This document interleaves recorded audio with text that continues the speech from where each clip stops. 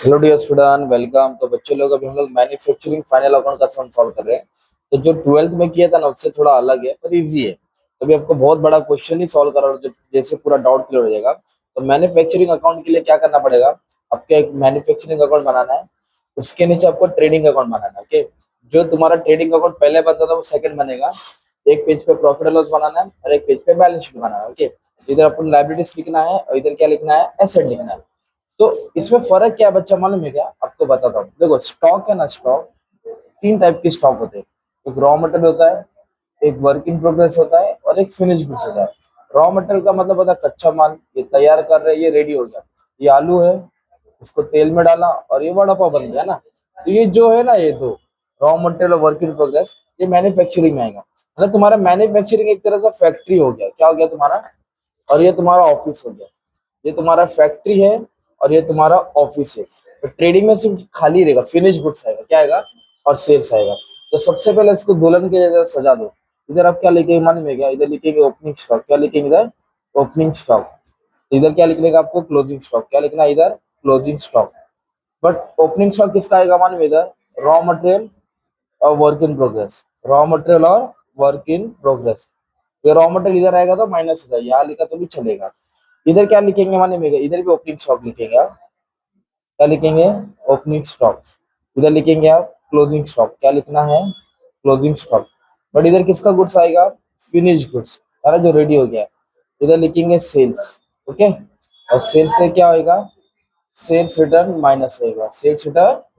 और ये तुम्हारा बैलेंस शीट है तो लायबिलिटी में लिखने का कैपिटल। क्या लिखने का? कैपिटल से ड्राइंग क्या होता है? माइनस होता है।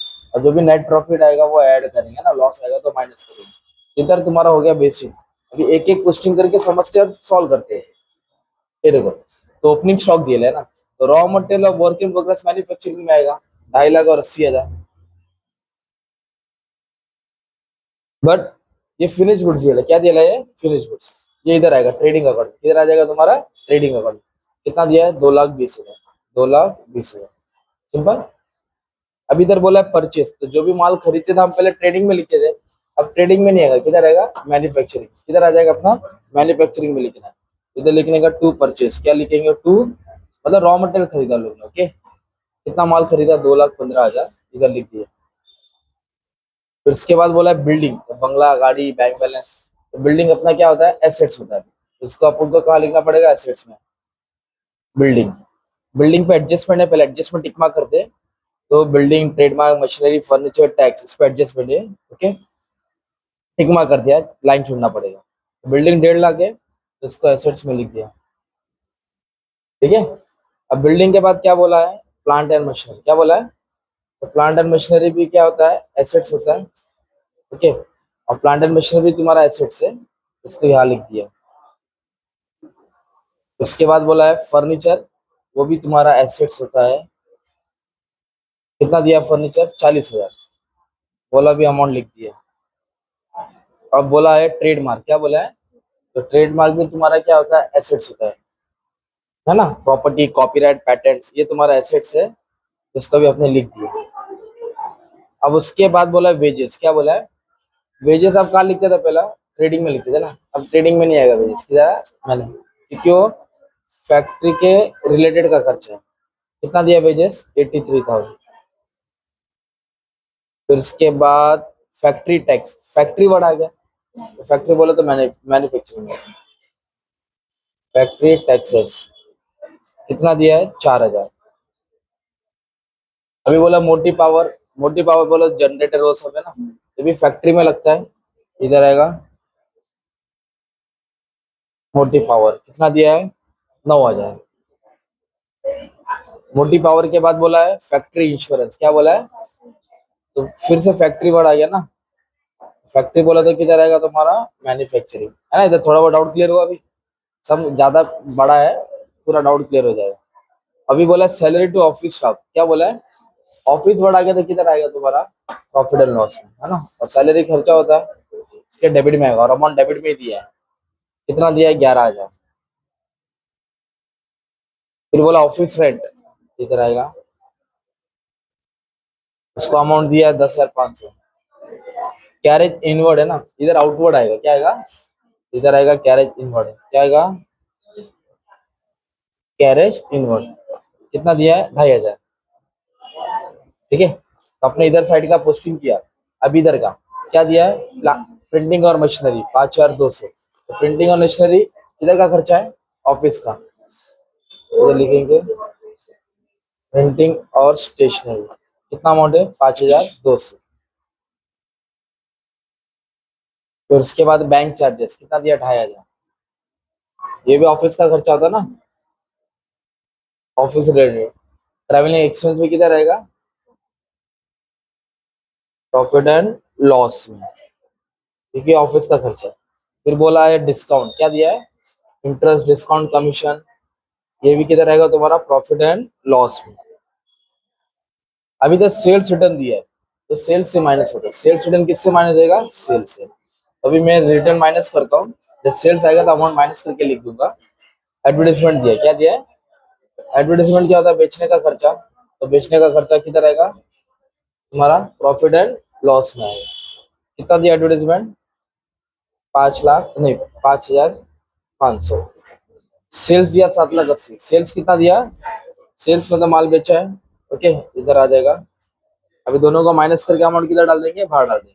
तो 7,69,000 किधर आ जाएगा, बाहर आ जाएगा। अब उसके बाद क्या दिया है, एडवर्टाइजमेंट, अभी सेल्स, अभी कैपिटल दिया, क्या दिया, तो कैपिटल है ना, कैपिटल क्या रहेगा तुम्हारा, लायबिलिटी में आएगा 8.5 लाख। फिर इधर बोला क्रेडिटर्स और डेटर, तो क्रेडिटर 52 है, तो क्रेडिटर्स तुम्हारा लायबिलिटी होता है। और क्रेडिटर्स के बाद क्या दिया है, डेटर्स। डेटर्स क्या रहेगा तुम्हारा, एसेट्स रहेगा। डेटर्स क्या रहेगा, कितना दिया डेटर्स, 82,500 है ना। इसको एडजस्टमेंट नहीं, इसलिए बाहर डाल दिया। फिर बोला डिस्काउंट, देखो क्रेडिट में अमाउंट दिया ना 2,500, डिस्काउंट कहाँ दिया है, क्रेडिट में, तो आपको क्रेडिट में लिखना पड़ेगा। भाई डिस्काउंट कितना दिया, डिस्काउंट 2,500, तो इधर लिख देंगे 2,500। फिर मिसलेनियस एक्सपेंस क्या दिया है, तो ये ऑफिस का खर्चा होता है, इधर ही आ जाएगा। Miscellaneous expense 5,500।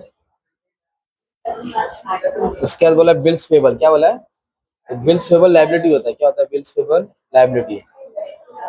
और बिल रिसीवेबल क्या रहेगा, एसेट्स। तो बिल्स पेबल 34,000 है,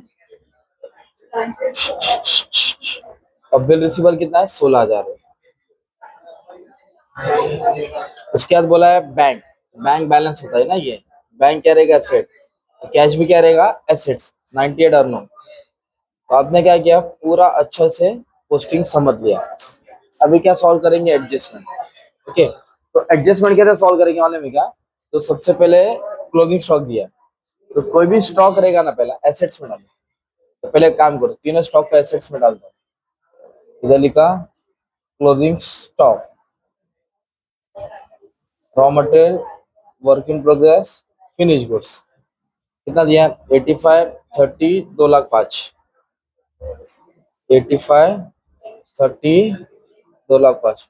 अब ये जो दो स्टॉक है ना, raw material, work in progress, ये मैन्युफैक्चरिंग में आएगा, और फिनिश गुड्स किधर आएगा, ट्रेडिंग में आएगा। क्रेडिट साइड आएगा ना, इधर लिख देंगे रॉ मटेरियल का 85 है, वर्क इन प्रोग्रेस का 30 है। बट फिनिश गुड्स किधर आएगा तुम्हारा, ट्रेडिंग अकाउंट में, किधर आएगा, ट्रेडिंग अकाउंट में। फिनिश गुड्स का 2,05,000 है ना। तो स्टॉक को क्या किया, एक तो एसेट्स में लिखा, दो स्टॉक इधर आएगा, ये दो, और फिनिश गुड्स किधर आएगा, ट्रेडिंग अकाउंट में। अभी इधर बोला प्रीपेड, तो आपको मालूम है प्रीपेड आउटस्टैंडिंग अगर प्लस होके लायबिलिटी में आता है, तो प्रीपेड माइनस होके एसेट्स में आएगा। फैक्ट्री टैक्स प्रीपेड है ना, तो फैक्ट्री टैक्स की जगह पे जगह नहीं छोड़ा, तो काट देता हूँ इधर, इधर लिख देता हूँ फैक्ट्री टैक्सेस 4,000 है, ये लिखा माइनस प्रीपेड 2,000। अभी 2,000 किधर आएगा, एसेट्स में आएगा। इधर लिख दिया, जगह खाली था, चलो इधर ही लिख देता हूँ।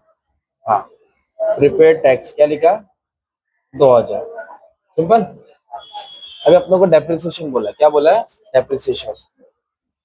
तो डेप्रिसिएशन माइनस होता है, फर्नीचर पे 10% है, तो इधर 10% माइनस करेंगे, तो 4,000 आएगा, तो ये 36 होगा। मशीन पे 15% है, 15% बोले तो 54 आएगा, 3,04,000 हो जाएगा। और ट्रेडमार्क के 20% है, 6,000 आएगा, 24 रहेगा। और बिल्डिंग पे तुम्हारा दिया है 5%, तो 7.5 आएगा। आपको मालूम है डेप्रिसिएशन हो या आरडीडी हो, माइनस करेंगे, दूसरा पे प्रॉफिट एंड लॉस के डेबिट में आएगा ना। ठीक है, ये बिल्डिंग है क्या, ये बिल्डिंग के बाद फर्नीचर लिया, ट्रेडमार्क लिया, बिल्डिंग का अमाउंट दिया 7.5, फर्नीचर का दिया है 4,000, और ट्रेडमार्क का दिया है 6,000। तो इधर माइनस किया, दूसरा पेनल का डेबिट में आएगा, डेटर्स भी माइनस किया जाएगा, पर मशीनरी का इफेक्ट इधर आएगा कि मशीन फैक्ट्री में रहता है ना, मशीन कहाँ रहता है, फैक्ट्री में, तो उसका डेप्रिसिएशन इधर आएगा। बस इतना पार्ट नया था, समझा। तो मान लो सब एडजस्टमेंट हो गया, तो आप बैलेंस करेंगे ना, तो मैन्युफैक्चरिंग अकाउंट को सॉल्व करेंगे ना, तो ये डेबिट ज्यादा रहेगा और क्रेडिट कम रहेगा। ये 6,15,000 है, ये समझो तुम्हारा 30,000 है, तो इसको माइनस किया ना, तो तुमको जो आंसर मिलेगा उसको ट्रेडिंग अकाउंट में लिखेंगे, कॉस्ट ऑफ प्रोडक्शन।